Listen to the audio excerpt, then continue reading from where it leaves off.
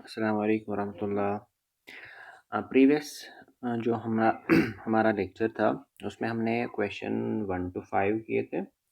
बिल्कुल easy questions थे, कोई भी उनमें कोई मसला नहीं था। सिंपल इजी से इजी क्वेश्चंस हमने कर लिए।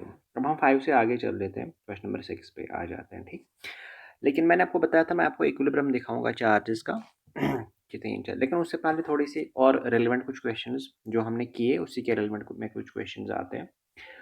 तो क्वेश्चन नंबर 6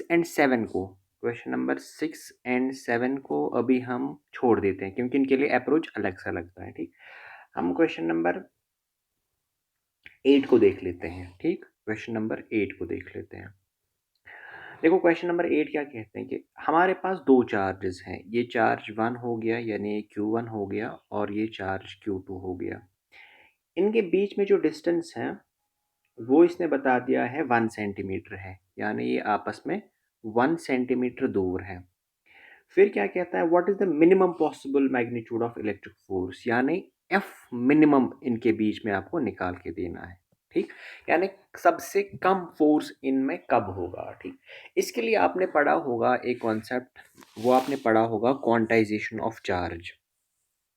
ठीक, आपने पढ़ा होगा क्वांटाइजेशन ऑफ चार्ज। ठीक, वहां पे आपने बेटा पढ़ा होगा Q is equal to NE। ठीक, और यहाँ आपने एक बात सीखी होगी कि जो Q का यानी चार्ज का मिनिमम वैल्यू है, सबसे छोटा वैल्यू है, ठीक, वो होता है 1.6 इंटू 10⁻⁻19 कूलम। ठीक, ये सबसे छोटा चार्ज है। उसके बाद अगर ये चार्ज बढ़ने लगेगा तो ये इंटू 2 हो जाएगा, अगर 3 चार्जेस मिलेंगे तो इंटू 3 हो जाएगा। ठीक, ये फ्रैक्शनल नहीं होता, यानी ये 1.6 डिवाइड बाई 2 ऐसा नहीं होता है, डिवाइड बाई 5 ऐसा नहीं होता है, फ्रैक्शनल नहीं होता है। ये मिनिमम चार्ज है, उसके बाद जितने भी चार्जेस मिलेंगे वो इसमें ऐड होते जाएंगे, यानी 2 चार्जेस मिलेंगे तो इंटू 2, 5 चार्जेस मिलेंगे तो इंटू 5। ठीक, तो अभी हमने यहाँ पे क्या सीखा, ये सबसे छोटा चार्ज है, यानी जिसको हम कहते हैं चार्ज ऑफ इलेक्ट्रॉन भी या चार्ज ऑफ प्रोटॉन भी। इलेक्ट्रॉन हुआ तो नेगेटिव, प्रोटॉन हुआ तो पॉजिटिव। ठीक, तो इसलिए कुछ बुक्स में आपको मिलेगा +-1.6 × 10⁻⁻19, तो ये सबसे छोटा, ठीक है, सबसे छोटा चार्ज है। अब आपने यहाँ पे क्या बोलता है, एफ मिनिमम निकालो। एफ मिनिमम तभी निकलेगा ना जब चार्ज यहाँ पे छोटा होगा और यहाँ पे भी छोटा होगा, और सबसे छोटा जब हम लेंगे तब तो बिल्कुल सबसे कम फोर्स निकलेगा। यानी ट्रिकी क्वेश्चन ये था, इसमें आपको क्या डालना है, ये दोनों, यानी ये भी लेना है 1.6, ये भी लेना है 1.6 × 10⁻⁻19, बस हो गया था। यानी ये फिर से उसी पैटर्न पे बेस्ड था, यानी F इज इक्वल टू के Q1 Q2 divide by r square, और यहाँ पे आप क्या लिखेंगे, F निकालने के लिए F minimum is equal to K का वैल्यू भी आपको पता है, यहाँ पे Q1 Q2 दोनों अब बराबर है, यानी हम इलेक्ट्रॉन लेते हैं। ठीक है, यहाँ पे हम लिखेंगे Q ऑफ इलेक्ट्रॉन का square divide by r square. ठीक, यहाँ पे रीजन लिखेंगे, रीजन क्या है, सबसे स्मॉलेस्ट चार्ज जो होता है, स्मॉलेस्ट चार्ज वो इलेक्ट्रॉन या प्रोटॉन का होता है।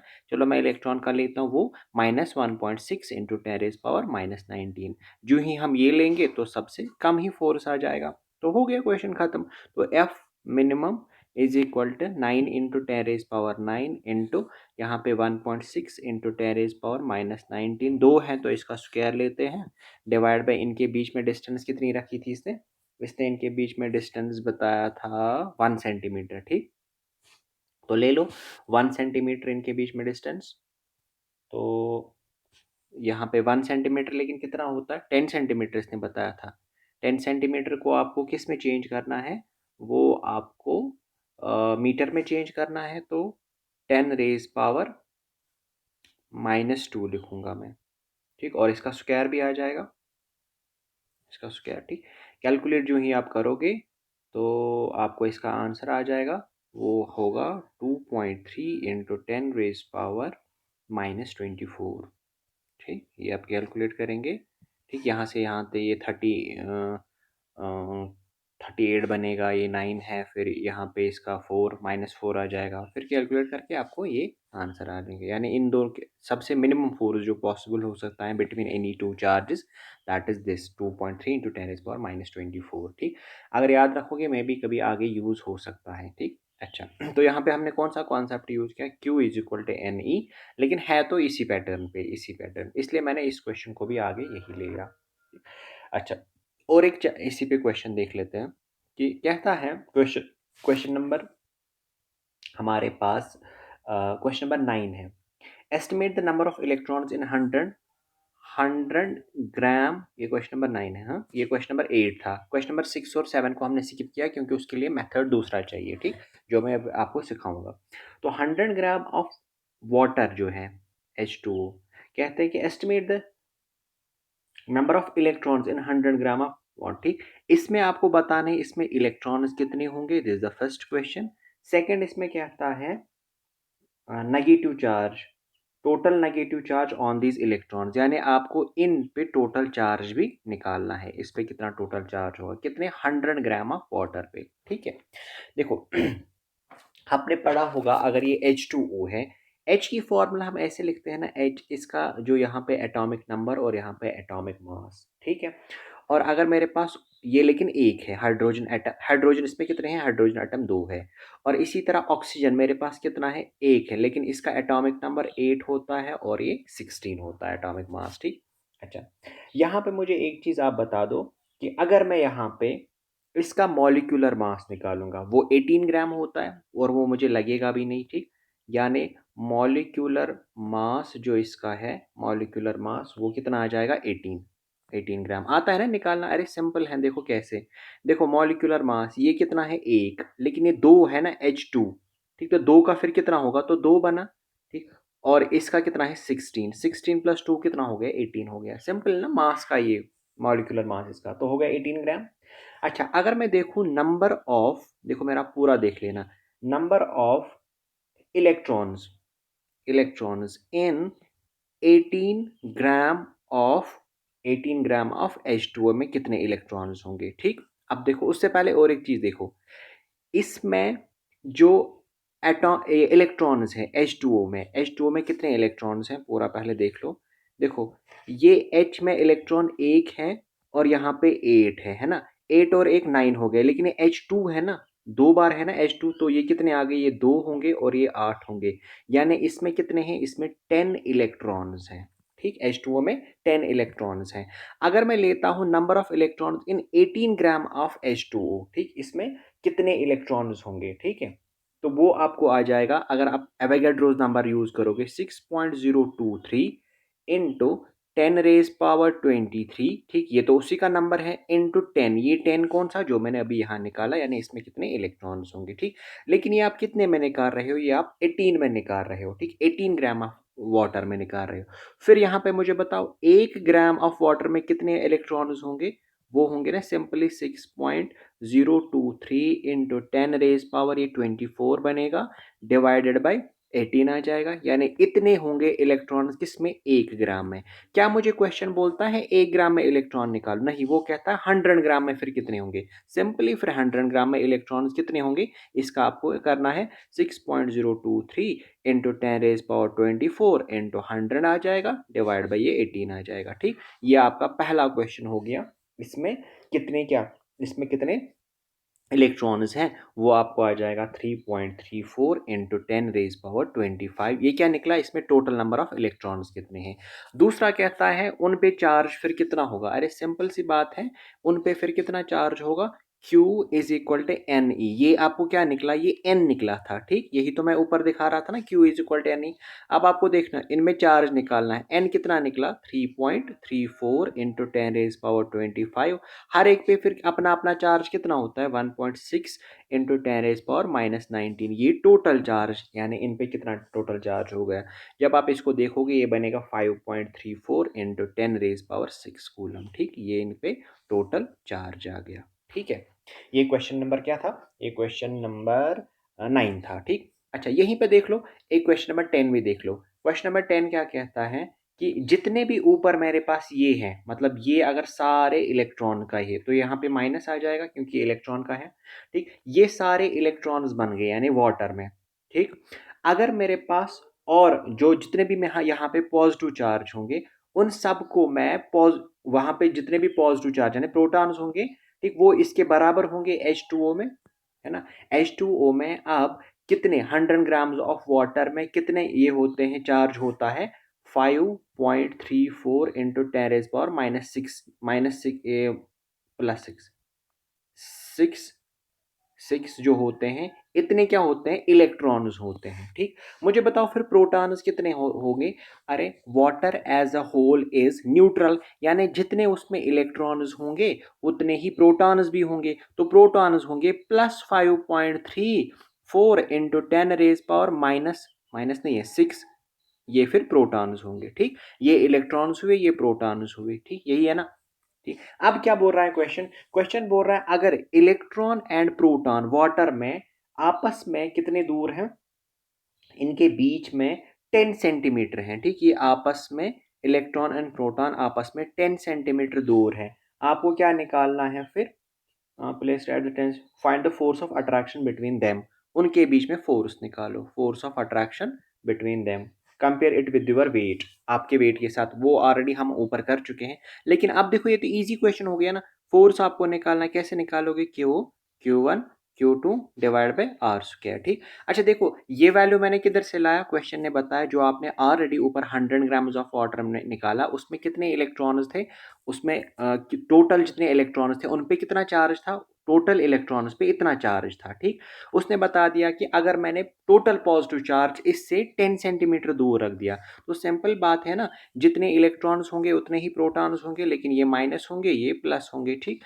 अच्छा यहाँ पे क्या कर लो, यहाँ पे फोर्स निकालो, F इज इक्वल टू के 9 इंटू 10⁻⁹ इंटू Q1 का वैल्यू 5.34 इंटू 10⁻⁶, ठीक। ये भी उतना ही है ना, एक पॉजिटिव एक नेगेटिव, दोनों का स्क्वायर करूंगा, डिवाइड बाय दोनों के बीच में डिस्टेंस कितनी है, दोनों के बीच में डिस्टेंस है 10 इंटू 10⁻⁻², ठीक है, क्योंकि 10 सेंटीमीटर था ना मीटर में कन्वर्ट करने के लिए, और ये स्क्वायर, ठीक। तो यहाँ पे आप कैलकुलेट कर लो, ठीक, ये वैल्यू ये 2.56 इंटू 10⁻25 न्यूटन आ जाएगा, ठीक। अच्छा फिर ये उसके बाद बोलता है ये आपके वेट का कितना हिस्सा है, सीधे अपना वेट निकालो, जो आपका 50 kg होगा उसका फोर्स बना लो, इंटू 10 कर लो, डिवाइड इसके साथ कर लो, आपको आ जाएगा जो आपने ऊपर कर लिया, ठीक।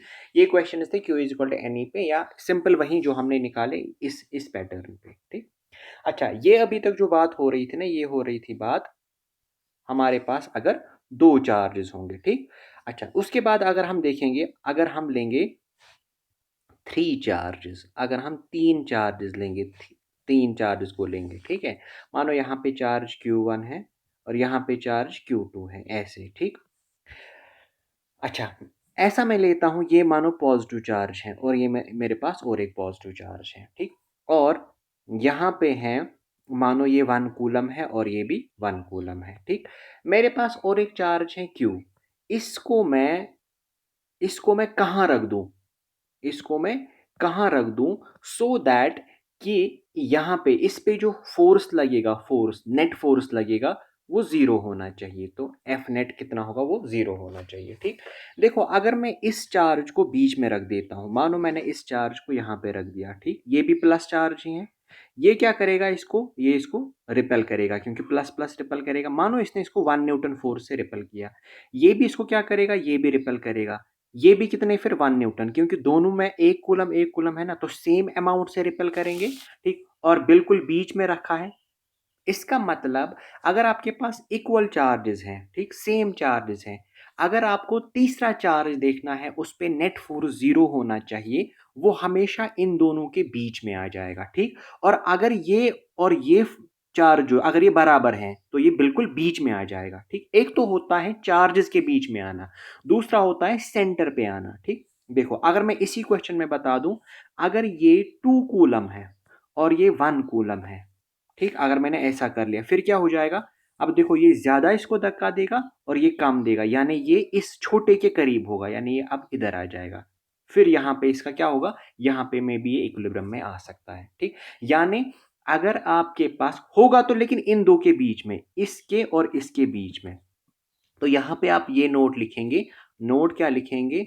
अगर सेम चार्ज है, इफ सेम चार्ज, यानी Q1 and Q2 is same, ठीक, देन जो Q होगा उस पे अगर आपको F नेट जीरो चाहिए, should be placed, should be placed between between the two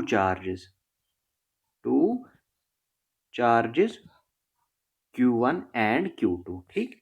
अच्छा, दूसरा एक और एक अच्छे से समझ लेते हैं। मानो मेरे पास यहाँ पे एक चार्ज है, ये है -2 कूलम, और यहाँ पे मेरे पास चार्ज है -2 कूलम, ठीक। और एक चार्ज मुझे लेना है, मानो मेरे पास ये चार्ज Q है, ठीक, ये प्लस ही आपको लेना है।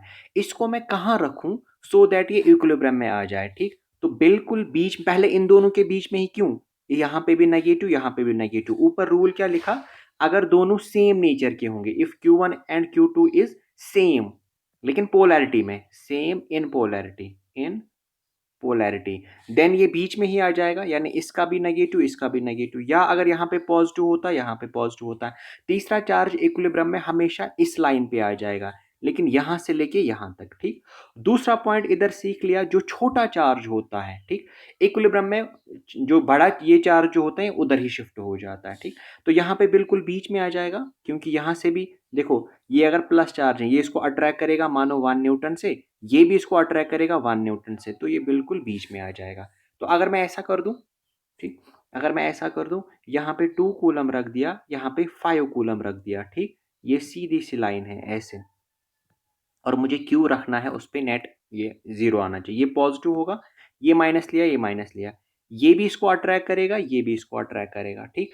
अच्छा, अब मुझे बताओ ज्यादा अट्रैक्ट कौन करेगा?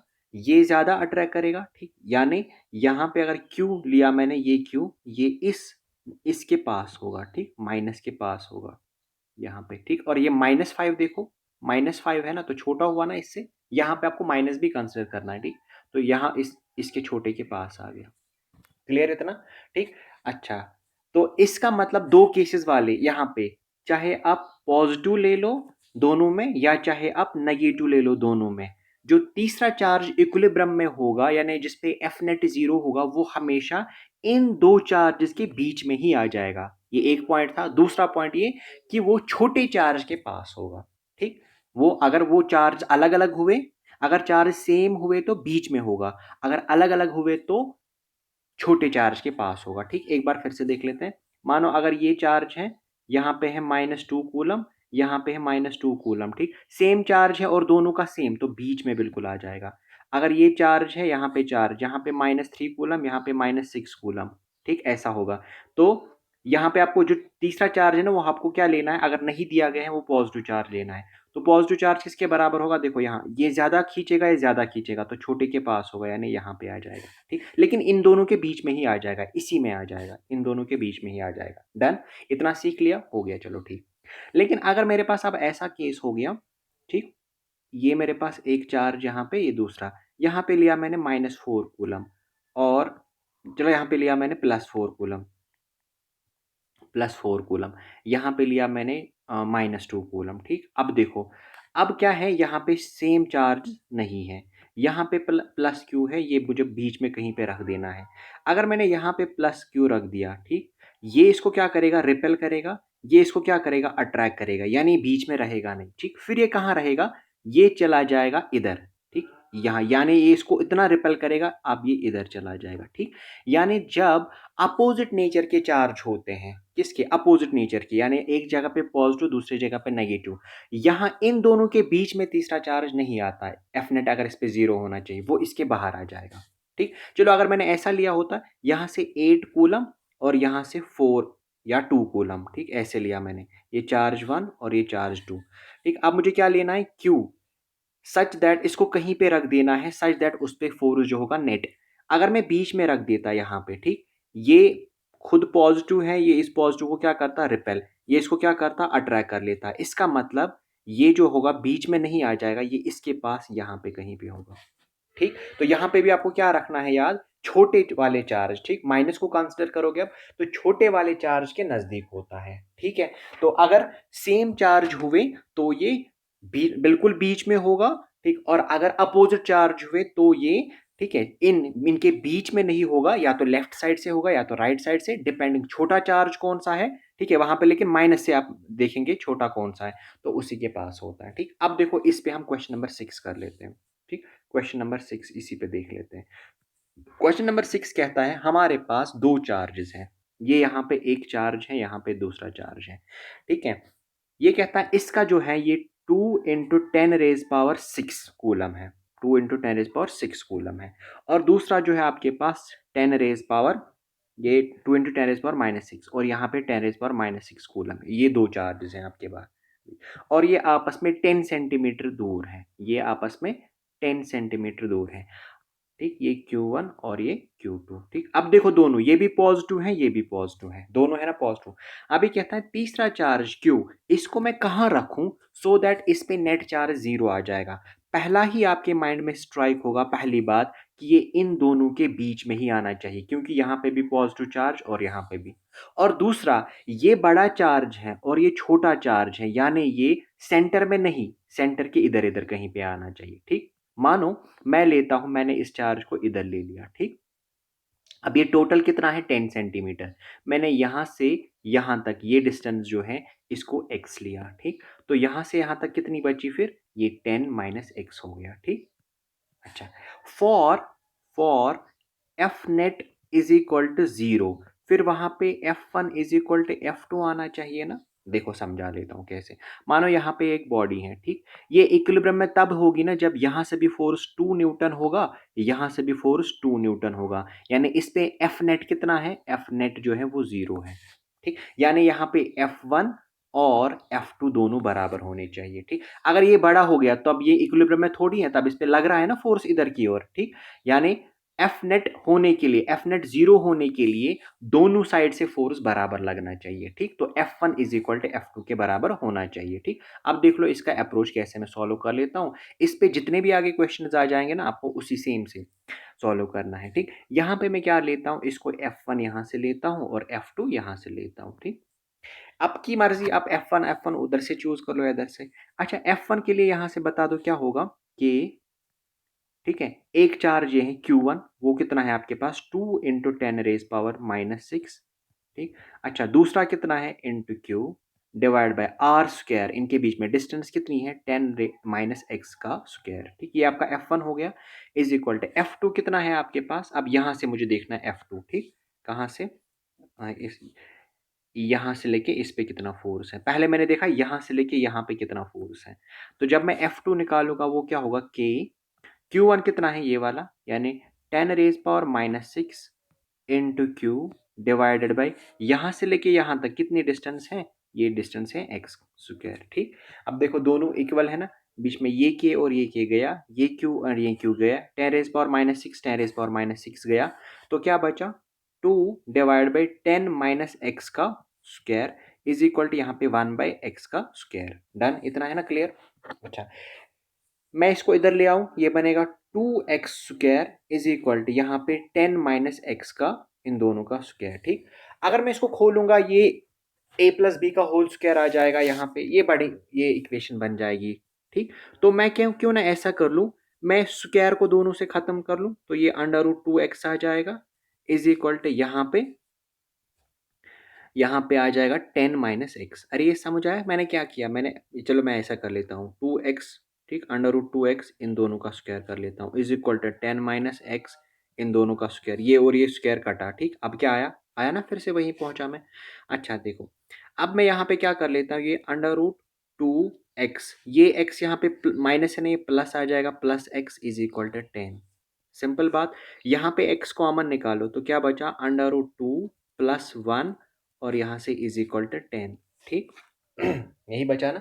तो आप देखो √2 कितना होता है 1.41 + 1 इज इक्वल टू यहाँ पे 10, यहाँ से x है इसको इंटू, ये फिर क्या आ जाएगा, ये डिवाइड आ जाएगा, ठीक। जब आप इसका वैल्यू निकालोगे ये 2 पॉइंट ये आ जाएगा, तो यहाँ पे आप x का वैल्यू निकाल सकते हो आराम से। क्वेश्चन आया समझ क्या करना है, ठीक। ये बिल्कुल इजी क्वेश्चन था कि अगर आपको ऐसे निकालना होगा तो आप आराम से निकाल सकते हैं। तो ये 5.9 सेंटीमीटर आ जाएगा, ठीक। मैंने ऊपर सेंटीमीटर में ही लिया था तो आपको ये 5.9 सेंटीमीटर आ जाएगा। अच्छा, उसके बाद ये बस यहाँ से कैलकुलेशन कर लेना। क्वेश्चन नंबर 10 देख लेते हैं, ये क्वेश्चन नंबर 7 देख लेते हैं। देखो क्वेश्चन नंबर 7 क्या कहता है। क्वेश्चन नंबर 7 कहता है ये मेरे पास एक चार्ज है, यहाँ पे है ये 2 इंटू 10⁻⁻6। यहाँ पे मेरे पास और एक चार्ज है, ये है -10⁻6, ठीक। तीसरा चार्ज मैं कहाँ रखूँ सो दैट वो इक्विलिब्रियम में आ जाए। देखो यहाँ पे दोनों चार्ज जो थे ना, दोनों, ये भी प्लस था ये भी प्लस था, इसलिए बीच में सबसे पहले आप यहाँ पे क्या चेक करोगे, एक प्लस है दूसरा माइनस है, यानी बीच में नहीं आ जाएगा। ये एक साइड से आ जाएगा, किस साइड से, छोटे वाले के करीब। छोटा इन दोनों में से कौन है, यानी वो Q इधर पे होगा फिर, ठीक। और ये मुझे नहीं पता ये डिस्टेंस कितनी है, लेट इट बी, ये डिस्टेंस x है। सिंपल है ना। और यहाँ से यहाँ तक इसने डिस्टेंस खुद बताई है, ये 10 सेंटीमीटर है, ठीक। 10 ही बताइए या कुछ और, चलो जो भी बताया होगा हमें अब मेथड से देख लेना है। आप देखो ये सिंपल है ना। अच्छा, अगर एफ नेट आपको ज़ीरो चाहिए, एफ नेट आपको ज़ीरो चाहिए, तब फिर क्या होना चाहिए, ये अगर F1 में लेता हूँ, ये मैं F2 लेता हूँ, ठीक। फिर देखो यहाँ से यहाँ तक अगर मैंने ये डिस्टेंस x ली, यहाँ से यहाँ तक फिर डिस्टेंस कितनी होगी, एक तो ये 10 और दूसरा ये x आ जाएगा ना इसमें, तो ये आ जाएगा 10 प्लस एक्स। यानी F1 के लिए टोटल डिस्टेंस होगी 10 प्लस एक्स, F2 के लिए होगी खाली x, ठीक। तो F1 should be equal to F2, किसके लिए, अगर F नेट जीरो होना चाहिए। F1 बता दो, k q कितना है, 2 into 10⁻⁻6 into q divided by distance कितनी है, 10 प्लस एक्स का whole square is equal to, यहाँ से बता दो क्या है, के Q1 कितना है, 10⁻⁻6 और into Q divided by x का स्क्वायर। अब फिर से वही मेथड है ना, के से के गया और इससे क्यू गया, फिर क्या बचा, 10⁻6 गया, क्या आया ये, 2 डिवाइड बाई 10 प्लस एक्स का होल स्क्वायर, यहाँ से is equal to 1 divide by x square. ये तो फिर से वहीं पहुँचा, तो ये कितना बना, 2x² इज इक्वल टू, यहाँ से क्या बना, 10 प्लस एक्स का होल स्क्वायर, ठीक, दोनों का होल स्क्वायर। अच्छा, ऊपर मैंने प्लस माइनस सही लिया था ना, यहाँ पे माइनस आया था और यहाँ पे प्लस आया, अब तो बिल्कुल सेम है। अब यहाँ से क्या करूँगा, x को कॉमन निकालूंगा, क्या बनेगा, √2 x इज इक्वल टू, यहाँ पे से क्या बनेगा, 10 प्लस एक्स, ठीक। ये प्लस है, इधर क्या आ जाएगा, माइनस, यानी √2x minus x is equal to, यहाँ से 10 आ जाएगा, ठीक। उसके बाद सिंपल फिर से कर लो, x यहाँ पे कॉमन निकालो, ये √2 माइनस 1 आ जाएगा इज इक्वल टू, यहाँ से 10 आ जाएगा। √2 का आपको पता है वैल्यू 1.41 माइनस 1, इसको, ठीक, इसको आप कैलकुलेट कर लो, ठीक। और आपके पास जो आएगा डिस्टेंस आ जाएगा, वो आ जाएगा 24.14, ठीक, 24.14 आपके पास ये सेंटीमीटर में आ जाएगा। लेकिन ये x का वैल्यू आ गया, ये x का वैल्यू आ गया, यानी x का वैल्यू ये है, यहाँ से यहाँ तक ये कितना दूर है, x है, इससे वो x दूर है। फिर यहाँ से कितना होगा, सीधे x प्लस 10 है ना, तो x आपका कितना निकला, 24.1, ये तो a से फिर कितना दूर होगा वो, 24 पॉइंट, x प्लस 10 था ना, x कितनी प्लस 10 आ जाएगा, ठीक। तो वो कितना बनेगा,